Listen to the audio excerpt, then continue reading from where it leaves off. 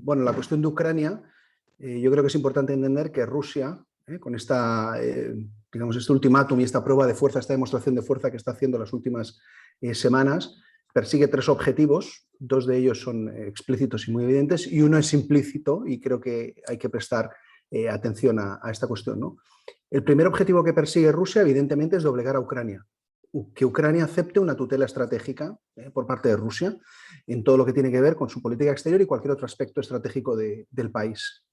Desde el 2014, para lograr este objetivo, Rusia ha estado utilizando las zonas del Donbass que controla, dos porciones, una porción de Donetsk y una porción de Lugansk, para tratar de lograr este objetivo de doblegar a Kiev, ¿no?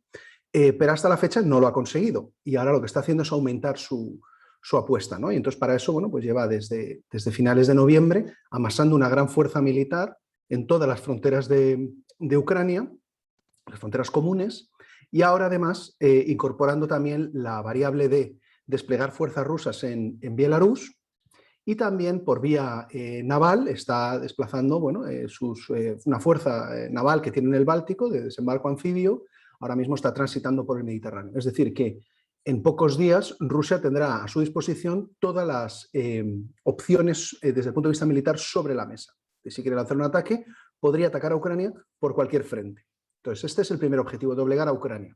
Primero, haciendo esta demostración de fuerza, pero también el segundo objetivo, y esto es lo que quedó claro en los dos borradores de tratado que hizo público Rusia el 17 de diciembre, lo que busca es reformular el orden de seguridad europeo, poner las bases para una nueva arquitectura de seguridad europea, para una nueva, en fin, cambiar la dinámica del continente europeo, que Unión Europea y OTAN reduzcan significativamente su papel y que no se asuma que son, digamos, las estructuras institucionales sobre las que gravita el continente. O sea que tenemos un objetivo que es doblegar a Ucrania, un segundo que es reformular el orden de seguridad europeo, y un tercero que va implícito en el segundo, pero me parece que no es tan evidente para mucha gente, ¿no? En fin, para quien está siguiendo esta cuestión, que es agravar la división entre los europeos y erosionar seriamente el vínculo transatlántico.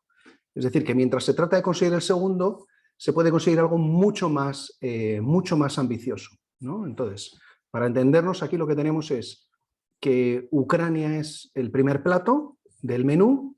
Puede ser que Belarus sea un entremés, que Rusia también, digamos, aproveche para absorber mientras se gestiona o se desarrolla la crisis en su actual fase. Pero la cuestión europea y del vínculo transatlántico, cuya manifestación más tangible es, por supuesto, la OTAN, es el plato principal.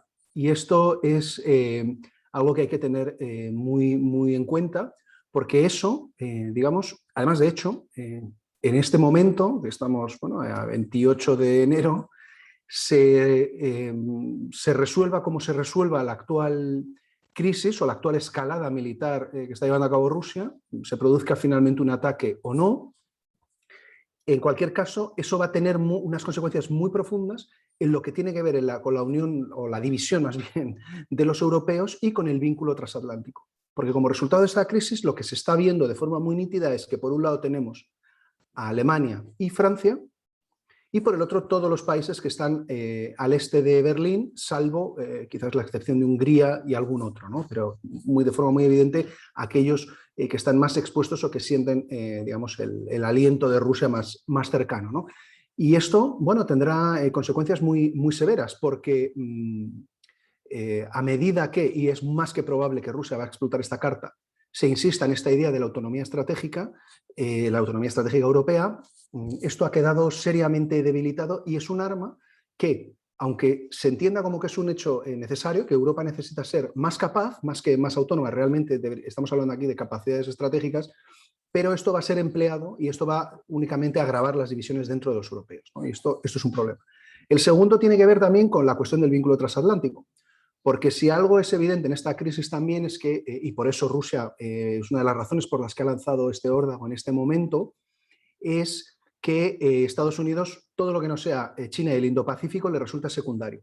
Y eso significa que la seguridad europea y los conflictos que pueda haber en el espacio europeo y euroasiático, bueno, pues tiene poco apetito Washington para involucrarse muy directamente o poner ahí, digamos, muchos elementos o hacer una gran inversión en capital político y de todo tipo en este tipo de crisis, ¿no? Y eso, a su vez, va a obligar a los europeos a asumir esta nueva realidad.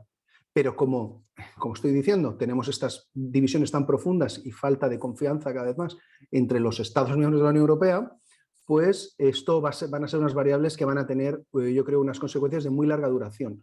Y que Rusia bueno, las está explotando de forma hábil y en ocasiones, la verdad, sorprende un poco la candidez o la rapidez con la que los europeos caen en trampas retóricas y diplomáticas que pone ahí Rusia por delante, ¿no? O sea que esto tendrá un impacto muy, muy severo en todos los países, en la Unión Europea como tal, y también en países que ven esto con una cierta distancia, como puede ser España o Italia, que piensan que, digamos, esto es algo un poco periférico a su realidad. No lo es, en el caso de España, en la medida en que España ha hecho una apuesta muy clara por tanto Unión Europea como OTAN, como sus dos plataformas de proyección continental y prácticamente internacional, ¿no? A nivel global. Entonces, si ambas van a quedar seriamente, pues yo creo que en una situación de bastante debilidad, pues evidentemente eso también tiene un impacto para España.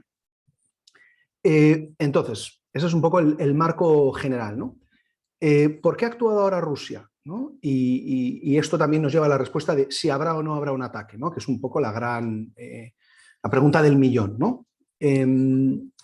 Bueno, ¿por qué ahora? ¿No? Yo creo que las razones son dos fundamentalmente.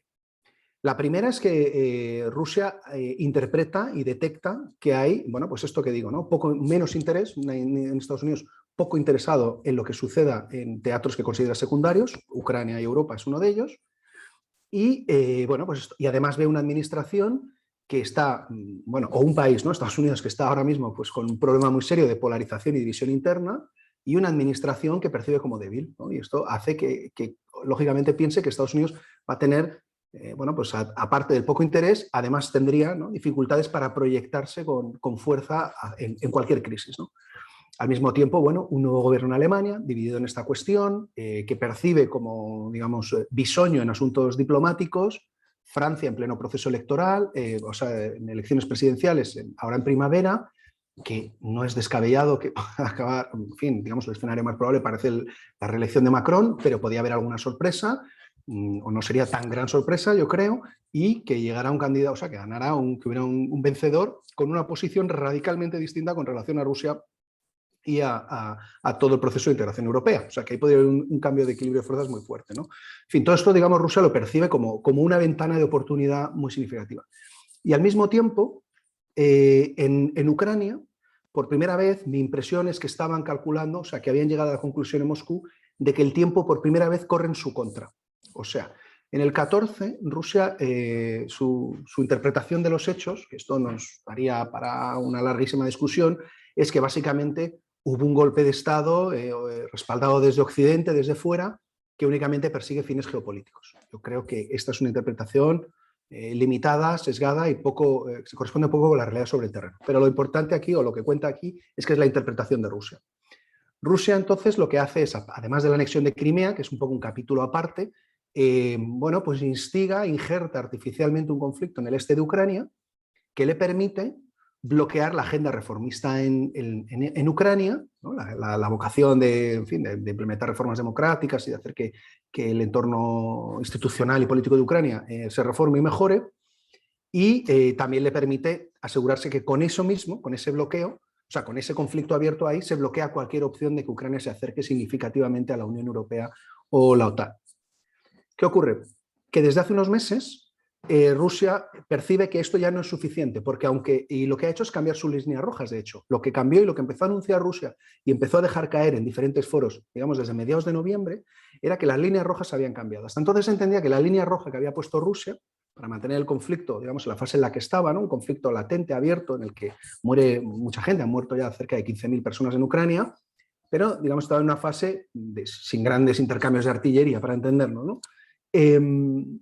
A mediados de noviembre empieza a lanzar la idea de que la línea roja ha cambiado. Ya no es que Ucrania no aspire a formar parte de Unión Europea-OTAN, no.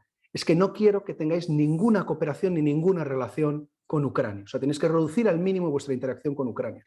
Porque Rusia empieza a percibir, por diversas razones, que el tiempo empieza a correr en su contra en Ucrania. Porque el presidente Zelensky, el actual presidente de Ucrania, entre otras cosas, empieza a desmontar la arquitectura de influencia que tiene montada Rusia en Ucrania, que todavía tiene una entidad significativa desde el punto de vista informativo y también de acceso a determinada clase política. Zelensky, por razones diversas y que también nos llevarían para hablar mucho rato, empieza a desmontar todo esto, o parte de esto.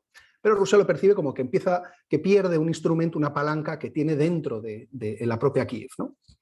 Y segundo, percibe que la cooperación con algunos países de la órbita euroatlántica es cada vez más intensa. Y entonces esto va a hacer que la red de cooperación entre Ucrania y países, algunos países significativos del entorno fundamentalmente del Reino Unido, pero también otros, es cada vez más intensa. Y como es más intensa, bueno, pues el tiempo empieza a correr en contra de Rusia, ¿no? Y luego hay también un tercer elemento que es empezar a comprar y a producir drones de turcos, que, bueno, pues la guerra de Nagorno-Karabaj, bueno, pues ha sido un elemento que ha jugado un papel muy relevante, ¿no? Y muy definido, muy importante en el campo de batalla. Y entonces empiezan a pensar que, el tiempo corre en contra nuestra. Entonces empiezan a lanzar toda esta operación que tiene tres frentes. El diplomático, que es un poco el que he estado tratando de explicar o exponer en esta pequeña presentación. El militar diplomático, que van juntos, es decir, necesitan crear que la amenaza sea suficientemente creíble, tener toda la panoplia de elementos, que es donde estamos ahora, es decir, todos los escenarios son posibles en la medida que Rusia despliega una fuerza que le permite hacer lo que quiera.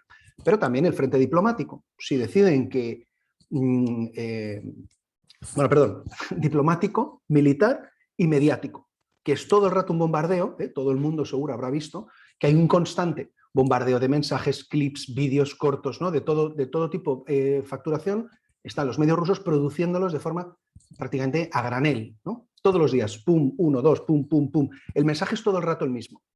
Y es una mezcla de crear la percepción de que hay una amenaza muy creíble, que todos nos creemos que la posibilidad está ahí, al mismo tiempo decir Rusia no quiere la guerra, al mismo tiempo confundir, ¿no? Generar la suficiente confusión en torno a las audiencias europeas, también para que los gobernantes europeos, significativamente los del occidente europeo, como no quieren la guerra y piensan, pues también generarles también esta impresión de que hay una posibilidad de que no haya guerra. ¿Y por qué hacen esto? Y con esto ya termino, y es el elemento que queda ahí abierto y por eso es muy difícil o no me atrevo a hacer una conjetura de qué va a pasar porque nadie lo sabe. Esto solo puede estar seguro el presidente Putin, que es quien tomará la decisión. Porque aquí hay la variable que es la de los ucranianos. Que los ucranianos es la variable que es autónoma, completamente autónoma, y hasta la fecha no han dado ninguna muestra o no dan ninguna impresión de que estén pensando en rendirse o doblegarse y aceptar pues la tutela que exige Rusia. Porque Rusia lo que está exigiendo ahora, y esta es la parte, digamos, de la última hora, ¿no? Esto ya veremos cómo evoluciona, pero Rusia ha reactivado, ha permitido que se reactive el llamado formato de Normandía, es decir, con la participación de Alemania y Francia, y lo que hemos visto hoy mismo es la llamada del presidente Macron al presidente Putin, porque esta es mi interpretación personal, están reactivando esto porque lo que quieren es que sean los europeos los que, digamos, pongan presión, una presión muy fuerte sobre Kiev para que acepte finalmente la implementación del segundo, los dos, pero vamos, el segundo protocolo de Minsk en los términos en los que lo lee Rusia. Porque aquí hay la interpretación ucraniana y la interpretación rusa de lo que dicen esos documentos, que son lo suficientemente ambiguos como para que se puedan leer en un sentido u otro, ¿no? Y aquí el quid de la cuestión es, no va de que haya un cierto nivel de descentralización burocrática, temas escolares, demás. Eso no es el asunto central. Aquí lo que está exigiendo Rusia es que estos territorios tengan derecho de veto sobre la política exterior de Kiev y sean la palanca que pueda usar Rusia para controlar Ucrania. Y entonces aquí es la gran incógnita. Estados Unidos pues está dando indicaciones de que ve la posibilidad de que Rusia lance no necesariamente una invasión clásica, ¿no? Pero desde luego yo veo más una intervención rápida, muy devastadora, pero muy devastadora, que degrade muy significativamente la capacidad de defenderse de los ucranianos y que les fuerce a aceptar la rendición, digamos, o los términos que exige Moscú. También veo que, digamos, Francia y Alemania están por la labor de poner esa presión sobre Ucrania, pero los ucranianos no veo todavía, desde luego, ningún indicador que me lleve a pensar que están por la labor de aceptar esta cuestión, ¿no? Estos términos de buena medida de rendición. Y entonces eso, bueno, es lo que deja el escenario abierto, porque ahora yo creo que lo que vamos a ver en las próximas semanas, una semana, 2 semanas, es básicamente pues en Moscú, en el Kremlin, bueno, le pondrán sobre la mesa al presidente Putin todas estas opciones que tiene en su mano, que son todas estas, pero si no es satisfactoria en la variable ucraniana, pues esto deja el escenario, en mi opinión, con mucha incertidumbre, ¿no? Y luego, por último, también hay que tener en cuenta que aunque estamos viendo mucho, digamos, tenemos la impresión de que estamos al corriente de todo, Putin siempre juega con una variable que es la de la sorpresa. Esto lo lleva haciendo desde el principio, desde que llega al poder hace más de 20 años, y que es siempre jugar con esta variable porque la sorpresa refuerza la impresión de que tú estás en control de los acontecimientos y en control de la agenda, y sobre todo, y esto es una forma muy de actuar y del pensamiento estratégico ruso, que es el de llevar la iniciativa, de ser proactivo para llevar a la iniciativa, dejar a tu adversario siempre a contrapié y siempre preguntándose qué viene ahora, qué puedo hacer, y reactivo, ¿no? Y esta crisis ha sido un ejemplo paradigmático de eso, ¿no? En el sentido de, bueno, pues Europa, Estados Unidos, reactivos, esperando a ver, bueno, qué quiere Rusia, tratando de interpretar esto, ¿no? Pero bueno, para cerrar, pues bueno, básicamente eso, escenarios abiertos y en la que es difícil hacer la conjetura de la pregunta del millón, ¿no? De si se producirá o no este ataque, pero es una posibilidad real. O sea, si se va a producir o no, insisto, no se puede saber con certeza, pero desde luego han puesto todos los medios para que esto se produzca, ¿no? Y están muy convencidos y con una determinación muy clara de que quieren doblegar a Ucrania, ¿no? Y bueno, y querrán utilizar diferentes instrumentos, que puede ser también, bueno, pues intentos de cambiar el gobierno, por supuesto, todo lo que tenga que ver con ataques cibernéticos, con campañas de guerra psicológica, ¿no? De generar todo tipo de presión en la población ucraniana y de intimidación, etcétera, etcétera, ¿no? Así que es un escenario muy abierto, pero que no es una crisis periférica que afecte solo a Ucrania. Esto yo creo que es importante que se entienda en países como España, porque las consecuencias que se van a dar, haya o no haya un ataque, van a ser para Unión Europea y OTAN, y ahí eso inevitablemente tendrá un impacto en España. Muchas gracias.